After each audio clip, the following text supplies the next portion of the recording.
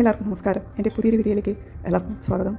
നടി പീഡിക്കപ്പെട്ട അന്ന് രാത്രി സംഭവിച്ചത് ഇങ്ങനെ എല്ലാം പ്ലാൻ ചെയ്തത്. അൺഫോർച്ചുനേറ്റ് ആയിട്ടൊരു കാര്യം എൻ്റെ ലൈഫിലുണ്ടായി. അത് ഞാൻ അപ്പം തന്നെ കംപ്ലയിൻറ്റ് ചെയ്തു. അതിൻ്റെ പേരിൽ ഞാൻ ഒരുപാട് കാര്യങ്ങൾ ഞാൻ കേൾക്കേണ്ടി വന്നു. പിന്നെ ഇത് ഞാൻ ഉണ്ടാക്കിയ ഒരു കഥയാണെന്ന് വരെ ഞാൻ കേൾക്കേണ്ടി വന്നു. 2017 ഫെബ്രുവരി 17 രാത്രിയിലാണ് കൊച്ചി നഗരത്തിൽ ഓടുന്ന കാറിൽ നടി ക്രൂരമായ ബലാത്സംഗത്തിനിരയായത്. കുറ്റകൃത്യത്തിൽ നേരിട്ട് പങ്കെടുത്തത് 6 പ്രതികൾ.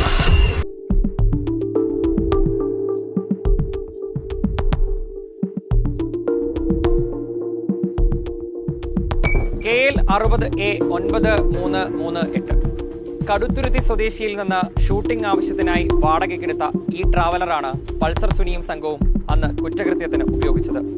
ഇന്നത് തൊണ്ടി മുതലായി കോടതി പരിസരത്ത് ഇങ്ങനെ ഇട്ടിരിക്കുകയാണ്. അന്ന് ഷൂട്ടിംഗ് ആവശ്യം കഴിഞ്ഞ് സുനി ഈ വാഹനം തിരിച്ചു കൊടുത്തിരുന്നില്ല. ഇത് മോഡിഫിക്കേഷൻ നടത്തി തമ്മനത്തെ സുനിയുടെ വീട്ടിൽ തന്നെ നിർത്തിയിട്ടു. കുറ്റകൃത്യം നടന്ന 2017 ഫെബ്രുവരി 17 അന്ന് ഉച്ചയ്ക്ക് 2 മണിക്ക് പൾസർ സുനി പാലാരിവട്ടത്തെ ലാൽ മീഡിയയിലെത്തി. ഇതാണ് ലാൽ മീഡിയ. ഇവിടെ ആ ദിവസം 2ാം പ്രതി മാർട്ടിനും ഉണ്ടായിരുന്നു. നേരത്തെ ആസൂത്രണം ചെയ്ത പ്രകാരം മാർട്ടിനെ ഏകദേശം ഒരു 4 മണി സമയമായപ്പോഴേക്കും പൾസർ സുനി നടിയെ കൂട്ടാനായി തൃശ്ശൂരിലേക്ക് വാഹനമെടുത്തു.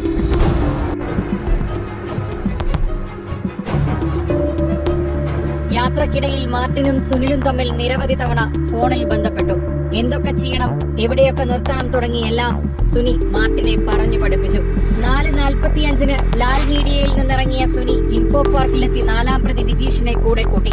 5:30 സുനിലും വിജീഷും തമ്മനത്തെത്തി. അവിടെ നിന്ന് 3ാം പ്രതി മണികണ്ഠനൊപ്പം ചേർന്നു. മൂവരും സുനിയുടെ വീട്ടിൽ നിർത്തിയിട്ട ട്രാവലറുമായി പാലാരിവട്ടത്ത് നിന്ന് ഇന്ധനം നിറച്ച് അങ്കമാലി ഭാഗത്തേക്ക് തിരിച്ചു.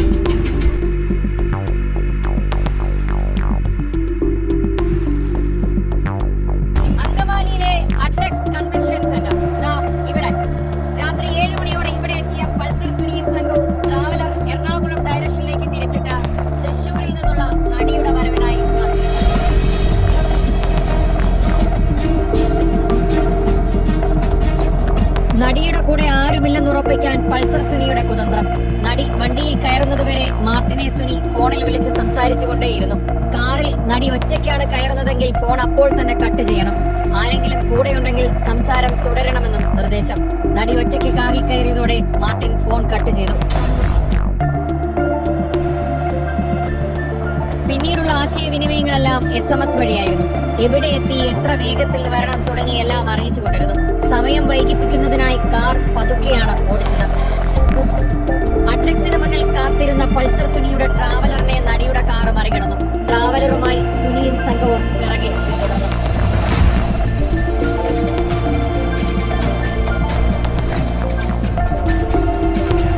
നടി വാഹനത്തിൽ മറ്റാരോടെങ്കിലും ഫോണിൽ സംസാരിക്കുകയാണെങ്കിൽ തന്ത്രങ്ങൾ പാടും. അതില്ലെന്നുറപ്പിക്കാൻ പൾസർ സുനിയുടെ ക്രിമിനൽ മനസ്സിൽ അടുത്ത തന്ത്രം.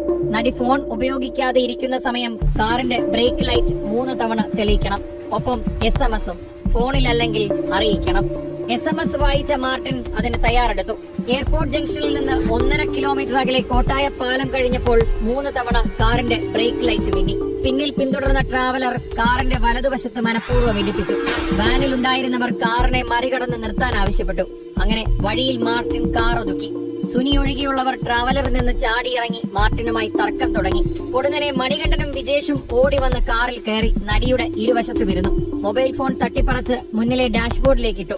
മണികണ്ഠൻ നടിയുടെ കൈ അമർത്തി പിടിച്ചു.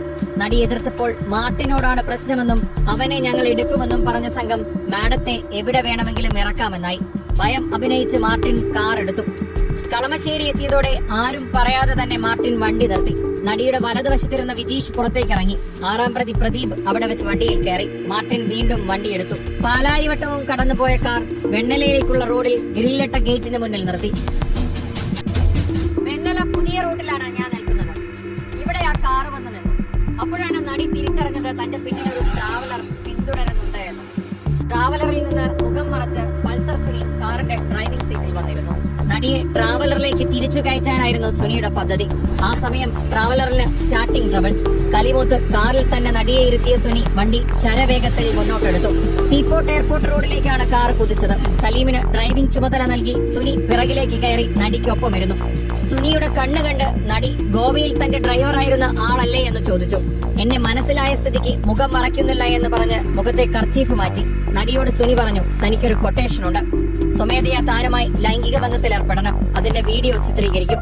ആരാണ് കൊട്ടേഷൻ നൽകിയതെന്ന് ചോദിച്ചപ്പോൾ ഒരു സ്ത്രീ എന്നായിരുന്നു മറുപടി. ആവശ്യം നിരസിച്ചതോടെ നടിയെ സുനി കയറി പിടിച്ചു. രാത്രി 10:30 മുതൽ 10:55 വരെ അരമണിക്കൂറോളം സമയം ഓടുന്ന കാറിൽ ക്രൂരമായ ബലാത്സംഗം. നഗ്ന ദൃശ്യങ്ങൾ ഫോണിലും പകർത്തി. കരഞ്ഞാൽ വീണ്ടും ഉപദ്രവിക്കുമെന്ന് ഭീഷണി. എല്ലാം കഴിഞ്ഞ് വാഹനം നേരെ പടമുകളിൽ ലാലിന്റെ വീടിന്റെ പരിസരത്തെത്തി. മാർട്ടിനെ കാർ ഏൽപ്പിച്ച് സുനിയും സംഘവും മടങ്ങി. ലാലിന്റെ വീടിന് മുന്നിൽ കാർ നിർത്തിയ മാർട്ടിൻ കണ്ടത് നിലവിളിച്ചുകൊണ്ട് വീട്ടിലേക്ക് കയറി പോകുന്ന നടിയെയാണ്. അതൊക്കെയെന്ന് വെച്ചാൽ ഭയങ്കര, ഒരാൾക്കും ഇതൊന്നും ഉണ്ടാവരുത്. അതായത് നമ്മുടെ ലൈഫിൽ ഒരു പ്രശ്നം ഉണ്ടായി നമ്മൾ എഴുന്നേക്കാൻ നോക്കുമ്പോൾ പിന്നെയും അടിച്ച് താഴെ ഇടുകയാണ്.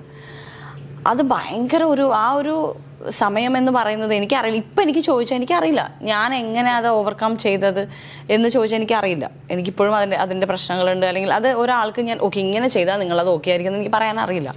അത് ഓരോരുത്തരുടെ ലൈഫിലും എനിക്ക് തോന്നുന്നു അവർ ഓരോരുത്തർ അങ്ങനത്തെ ഓരോ എക്സ്പീരിയൻസസ് വരുമ്പോൾ നമ്മൾ തനിയെ പഠിക്കുന്നതാണ്. അല്ലാതെ വേറെ ഓപ്ഷൻ ഇല്ലാത്തതുകൊണ്ട്, അല്ലെങ്കിൽ എനിക്ക് വേണ്ടി ഞാൻ തന്നെ ഫൈറ്റ് ചെയ്തേ പറ്റൂ. അല്ലാതെ ഞാൻ ഇനി കോടതിയിൽ പോലെ എനിക്ക് വേറെ നിങ്ങൾ പോക്കോളൂ എന്ന് എനിക്ക് പറയാം.